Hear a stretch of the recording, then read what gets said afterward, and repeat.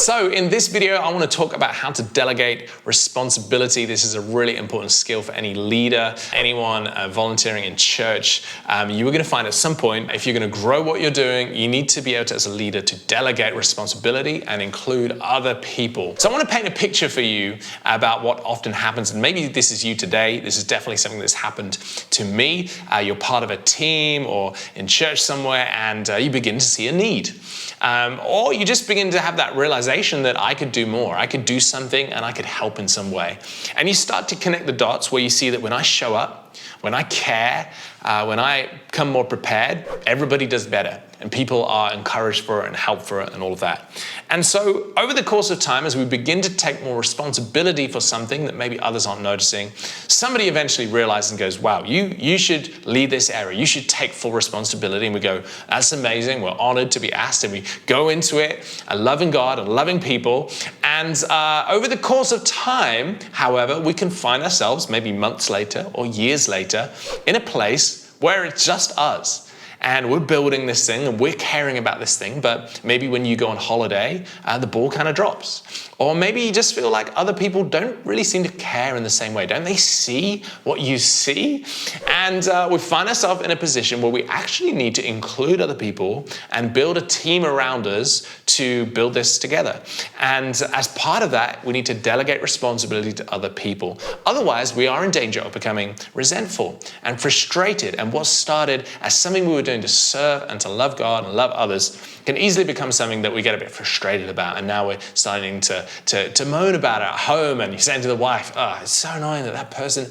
And this scenario is super common because none of us are very good at delegating responsibility, and all of us have things that we care about, and we're all here in the church space, hopefully because we actually genuinely care. I want to share some thoughts about how we can delegate responsibility. And so one of the reasons we find ourselves doing everything is because we care so deeply. And so whenever there's a little gap, we'll jump in. So someone cancels sick for worship. Well, we're going to jump in and do it last minute. Or something gets broken. Well, we're in the evening fixing it up. And because of the same quality that got us to a place of leadership, which is care, that quality can actually trip us up because we become this lid on the team where now we are the people, and people actually just think you like it. They're not trying to take advantage of you. They're not, trying to just take, they're genuinely just thinking, well, Sats loves doing this stuff. This is his passion. He's so passionate about it. I'll just let him do it. And so they show up the next day and the problem's solved, and that's great. But the problem is that we've been too quick to jump in and solve the problem.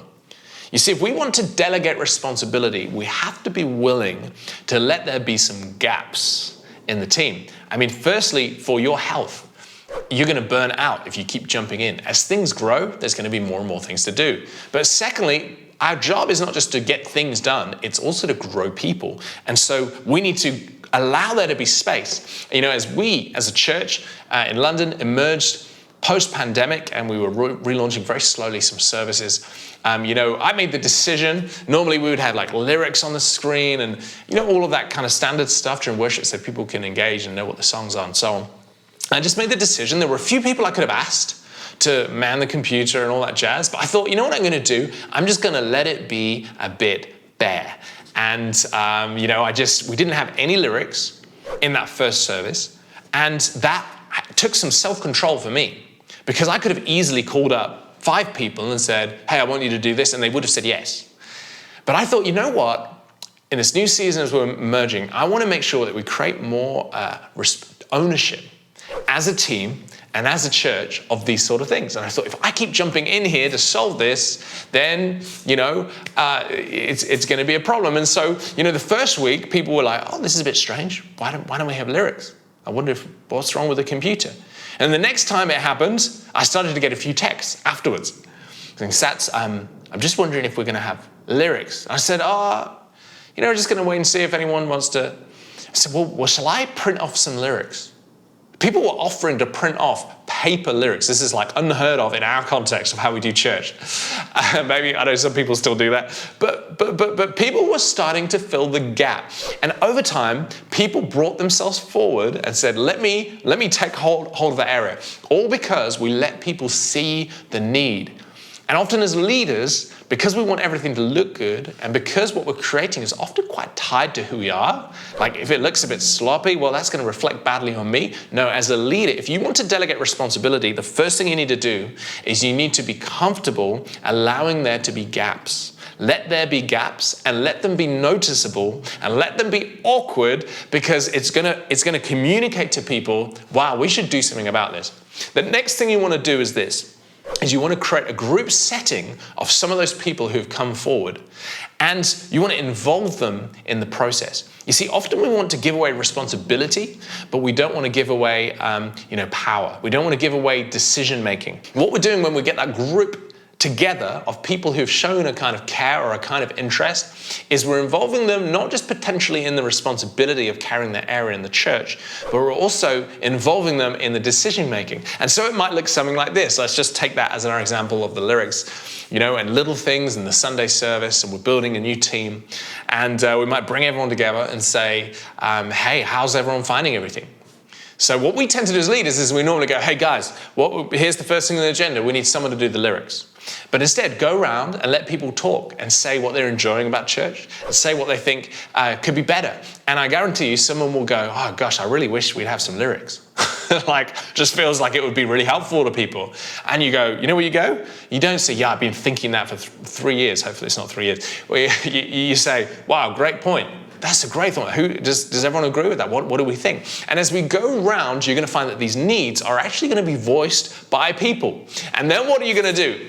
You're not going to say, hey, all right, you're going to do that, you're going to do that. You're going to ask the group, say, hey, let's make a decision as a group today. Well, what sort of things we want to work on? We've identified some of the things that we want to get better at. Which are the ones with the biggest priority? And then as people, hey, the lyrics are pretty important. We need to have some lyrics. So who wants to take responsibility? Maybe there's 1 or 2 people that you can be in charge of all of that AV side of things and the screens and those things. And just let people decide how much they want to take on. See, this is what we often do, is we don't mean to, but we often trick people into taking on responsibility. I've only recently realized that as a leader, people find it hard to say no. Particularly if you're a charismatic, persuasive sort of personality, people say yes because they like you. People say yes because they feel like they should. It's the right thing and it's for Jesus.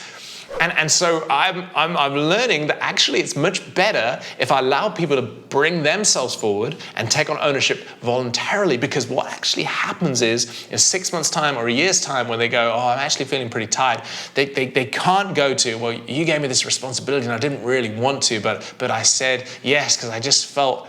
Or they don't just disappear later on because they just want to escape from responsibility. Instead, they're actually going to feel like they can have a conversation. Why? Because they've been involved in the process. And so the weight of responsibility and the weight of decision-making has to come together. And when we put that in a group setting and we ask people what we think and we give them the voluntary choice to accept responsibility and to take on responsibility, you're actually going to find that you've delegated. So let me know in the comments what you think. Hit subscribe. I'd love to hear from you, and we'll see you in the next video. My name is Sats, aka the Digital Rabbi. We'll see you soon.